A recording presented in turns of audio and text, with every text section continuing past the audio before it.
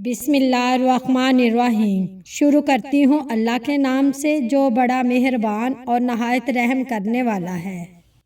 جب ہم غار ثور میں چھپے تھے تو میں نے رسول اللہ صلی اللہ علیہ وآلہ وسلم سے عرض کیا کہ اگر مشرکین کے کسی آدمی نے اپنے قدموں پر نظر ڈالی تو وہ ضرور ہم کو دیکھ لے گا۔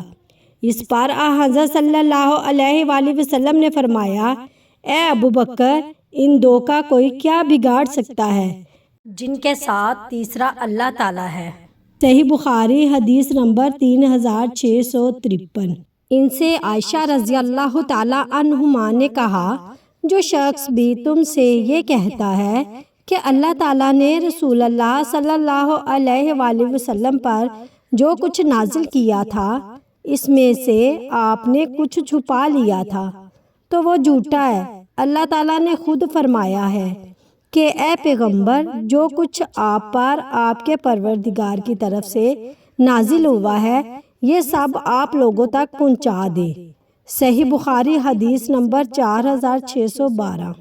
مجھے سالم بن عبداللہ اور حمزہ نے خبر دی اور ان سے حضرت عبداللہ بن عمر رضی اللہ تعالیٰ عنہما نے بیان کیا کہ رسول اللہ صلی اللہ علیہ وآلہ وسلم نے فرمایا، چھوت لگ جانے کی کوئی حقیقت نہیں ہے، بدشگونی کی کوئی اصل نہیں۔